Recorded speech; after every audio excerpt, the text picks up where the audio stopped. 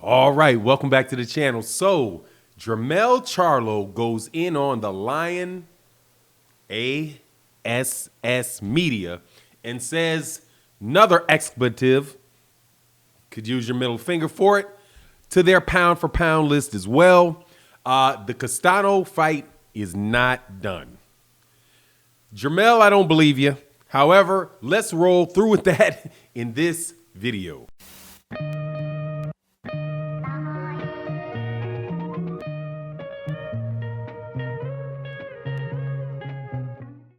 All right, welcome back to the channel. So in this video, we're going to be talking about the 154-pound division. It's called the junior middleweight division. It rests between the 147-pound division and the 160-pound division.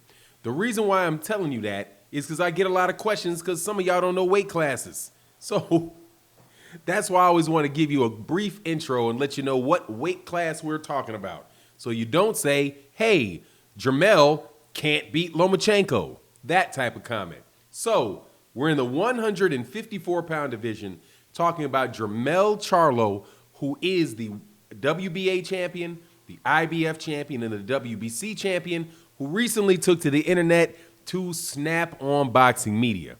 Now, when they do that, when you snap on boxing media, my ears perk up. Got big ears, they perk up. Love it every time. This particular time, like Jermell, I think you're pushing your Lions, what is it, Lions Only? I think you're pushing your Lions Only brand a little too hard. And let me explain why. First, Jermell says, don't listen to these Lion media. This fight with Brian Castano is not done, right? No, man, no, okay?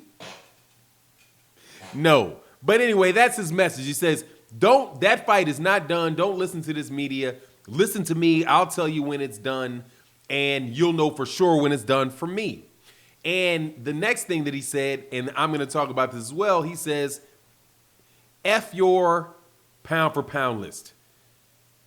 The first part I don't believe, the second part, amen, brother, 100 miles an hour, especially because Jermell Charlo definitely belongs on that list. But let's walk through it. So he says that the Castano fight's not done. Okay, it's not done. It's going to be done, Jermell. Stop, okay? There's absolutely nowhere else for you to go, okay? But I understand. Jermell, like many fighters, and I've seen this a lot out of PBC fighters specifically, get upset when people leak news of fights that are going to take place and they feel like, hey, I'm not sure, it may mess up their negotiations. People say, look at all these people calling for the fight. I want more money. I'm not sure what it is, but they typically say, you know, act like they don't like that very much. I don't get it because it keeps their name in the press and gets people talking about them and keeps them talking about them during times where there's not a lot of action in boxing. But hey, man, you know, to each their own. That's kind of their thing. They're like, stay out of my business. But here's the problem with that, Jermell. Here's the problem. You're in business with me. Sorry, you have pay-per-views you want to sell to me, the fight fan, me. You are asking me to give you my money or to give you my attention in that fight. The fan is part and parcel to the business deal, okay? You come up with your agreement with the other fighter and the networks and all that, and then you bundle that whole agreement up and you offer it to me. And I either take it or I do not take it. To the extent that I, the fan, or us, the fans, take your deal or do not take your deal will dictate how successful it is. So maybe you shouldn't block fans out of the conversations about the fights. Because when you talk about the fights and fans are talking about the fights, then the fan is talking about you, okay? You don't, Jermell, want to tell people to be quiet and don't talk about me until I say for you to talk about me. It's not going to work. Your name is not going to spread like you want it to spread if you think everybody's going to wait around to go to your Instagram and wait for you to announce it. That's just not a realistic view of the world. It would be great for your website. It would be great for your Instagram. However, it's not going to float because there's so much other information out there. You're going to need word of mouth, man. okay? And not just word of your mouth, word of other people's mouths. That said, though, on the other side, man, I'm 100% with you on that pound for pound list because it is absolute trash, and I do believe all fighters should say that. I think all fans should say that about pound for pound. It is about pound for pound lists, specifically mainstream pound for pound lists that are directly associated with promoters that stack those lists with their fighters. If you're looking, I'm sorry, man. I know that there's people ain't gonna like this, people crying about the fact that, anyway, y'all just making up stuff to cry about. Teofimo Lopez, right, is, I'm not even gonna go there. Just kind of leave it alone, lost my train of thought, be right back. Anyway, he says that, yeah, I'm back. I'm sorry, man. I get so twisted over this. Every time you say something, like you can't compliment Teofimo Lopez as a great fighter and doing really well in business, but at the same time say, nah, pound for pound, I'll take Jaron Ennis. I know he beat Lomachenko, but I don't care. I'll take Jaron Ennis, right? However, if Jermell Charlo and Teofimo Lopez, there's no doubt who should be higher on that pound for pound list. It's Jermell Charlo.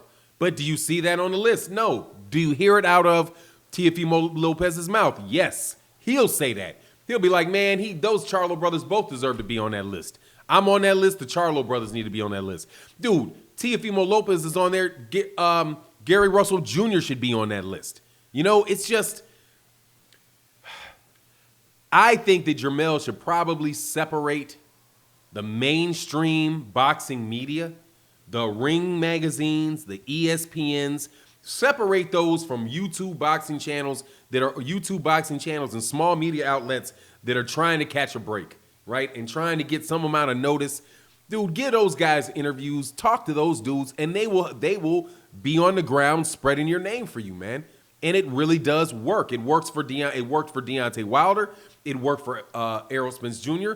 It is definitely working for Jaron Ennis. You know, I don't believe that there's a coincidence that channels like mine are pushing really, really hard on Jaron Ennis, and then Jaron Ennis goes from fighting on Clarissa Shields' undercard to having his own card and getting back-to-back IBO shots. That's because his name is constantly out there, and he doesn't complain and blast on cats too much about talking about him. So, you know, on this, I'm on Jermell's side to a certain extent, right, where, look, man, you deserve to be on that pound-for-pound list. But as far as people talking up your fights, come on, Jermell. You're going to be fighting Brian Castano. If you're not fighting Brian Castano, then I don't even want to hear it. I mean, the only reason that the fight with Brian Castano shouldn't happen is if for some reason Brian Castano just bails out, right? It's like, no, I don't want to do it. I don't want to do it. In that case, put that on Brian Castano. But Jermell Charlo, there ain't no reason in the world Jermell Charlo should be wanting to fight anybody but Brian Castano. And saying, no, the fight's not done, you'll hear about it. Dude, that's playing the big man role. Like, why? Why do you need to play big man there? In that particular instance, you need to play the guy that is trying to get the fight and trying to secure the fight. Not the guy like, oh, nah, we not, people saying we got this done or that we're doing this. Nah, listen to me. No, dude, man, that fighter mentality serves in the ring great. Fighting everybody over everything outside the ring, though, dog, that's a little too much. Except that pound for pound list, which you are 100% on the money about. Anyway, that's my take on the matter. You let me know what you think. And with that, I'm out. Peace.